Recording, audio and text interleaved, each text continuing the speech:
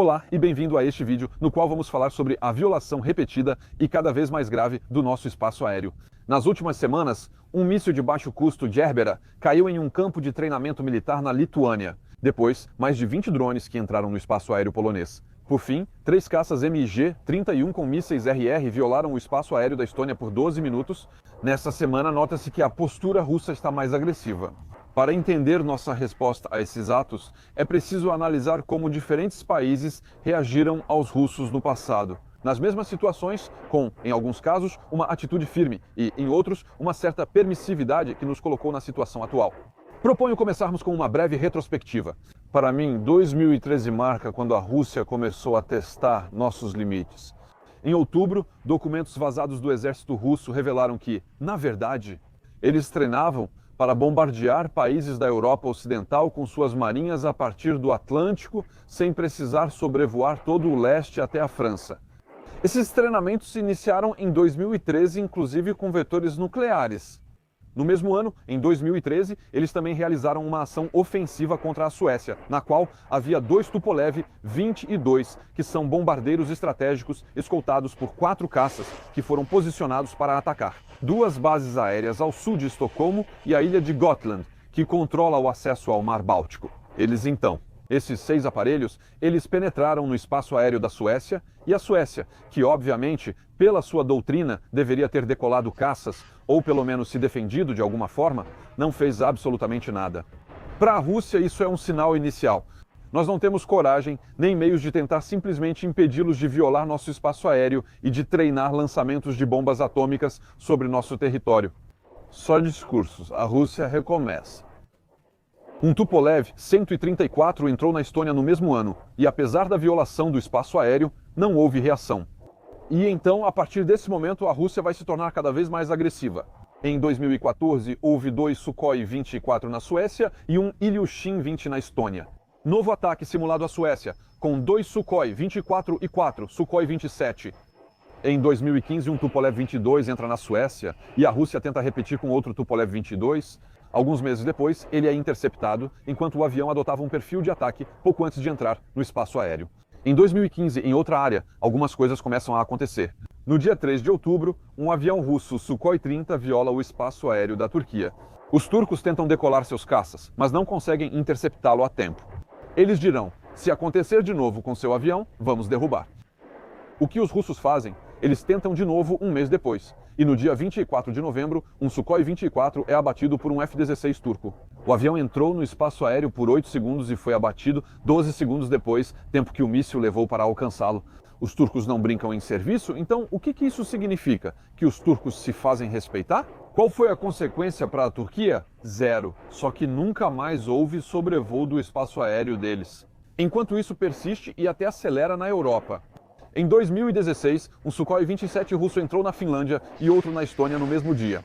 Depois, aeronaves da Bielorrússia entrarão na Lituânia. Em 2017, 2 MiG-31, um Antonov 26 e um Tupolev 154 entraram na Finlândia. Um pouco mais tarde, um Ilyushin 76 na Estônia e mais 2 caças, um lituano.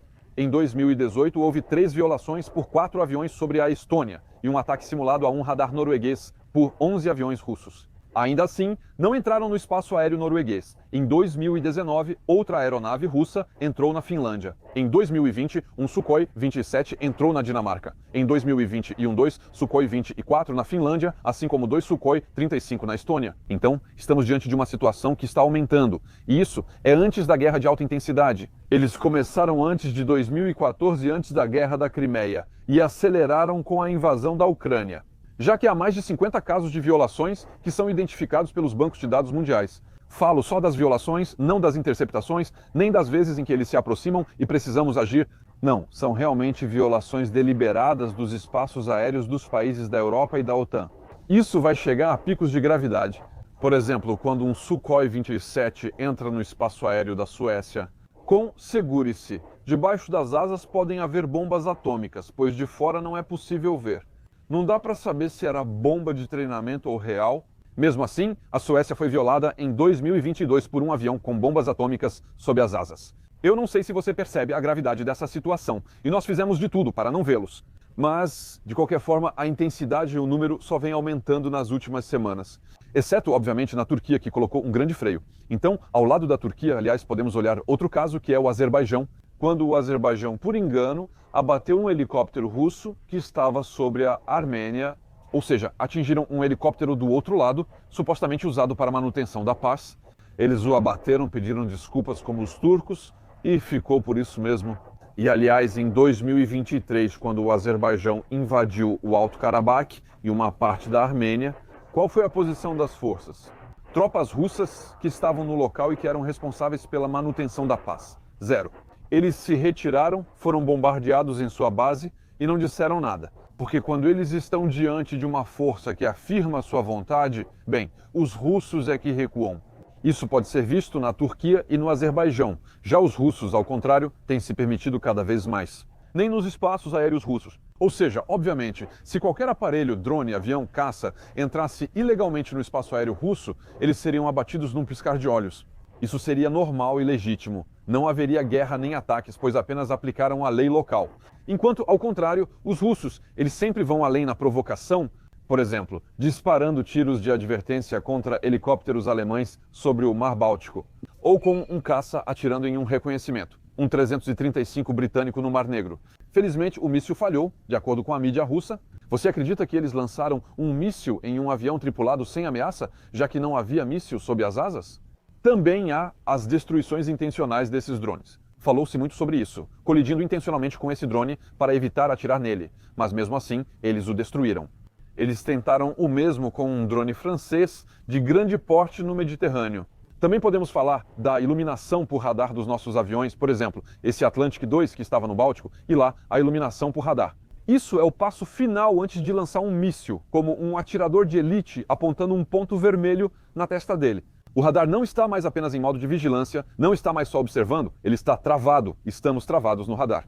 É o passo final antes do ataque. Como já atiraram em um reconhecimento, um 335 no Mar Negro, não sabemos se vão atirar em nós também. Nem estou falando dos vários procedimentos perigosos em que eles quase batem nos aviões só para impressionar. Mas, em todo caso, são manobras perigosas que a gente evita. Só que os russos sempre tentam nos assustar e nos fazer recuar. Resumindo, eles nos atacam em lugares onde temos o direito de estar. Eles abateriam qualquer aeronave no espaço aéreo deles, o que é normal. E ainda assim estamos numa situação em que é loucura pensar que o único país que se faz respeitar é a Ucrânia. Você não vê avião russo chegando a menos de 30 quilômetros da fronteira ou linha de frente ucraniana? Ou seja, pode-se entrar facilmente como faca na manteiga no espaço aéreo da OTAN, mas não no espaço aéreo da Ucrânia. Os 3.031 que entraram no espaço aéreo da Estônia em 19 de setembro ficaram lá por 12 minutos. Lembro que os turcos atiraram após só 8 segundos e temos todos os meios, mesmo em solo, sem decolar aviões de caça. Nossas baterias de defesa aérea podem interceptar qualquer aeronave no Báltico. Estamos falando dos 1031, que são caças que chegam a Mach 3, se fosse necessário. Eram interceptadores com mísseis RR sob as asas. Ou seja, se enviarmos um avião para fazer reconhecimento, potencialmente esse avião também pode ser alvo. Será que eles vão atirar na gente como já fizeram no passado? Estamos falando de 1031 que estão sem comunicação, sem transponder, sem plano de voo e diante dos quais não reagimos. Então, sim, obviamente, isso é muito grave. Em volume, era mais significativo na Polônia quando eles enviavam cerca de 20 drones, mas os 20 drones na Polônia não estavam armados. Ao contrário daquele que caiu na Lituânia. Então, estamos lidando com outro nível de gravidade, pela duração, pela amplitude, pelo volume e pelo armamento que está sendo transportado. Então, precisamos parar de procurar desculpas para encontrar boas razões para não agir. Não existem 50 respostas.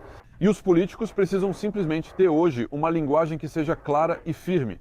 A próxima violação do nosso espaço aéreo pela Rússia levará à derrubada de qualquer aeronave que viole legitimamente o nosso espaço aéreo. Assim como os turcos avisaram da próxima vez, eles agiram. É preciso uma doutrina de engajamento que seja clara. Não se deve esperar uma decisão que alcance a Itália ou o outro lado do mundo. Nos Estados Unidos, a regra é clara. Se violarem nosso espaço aéreo, são iluminados. E 50 segundos depois, se eles não tiverem dado meia volta, nós os abatemos, eles vão saber disso.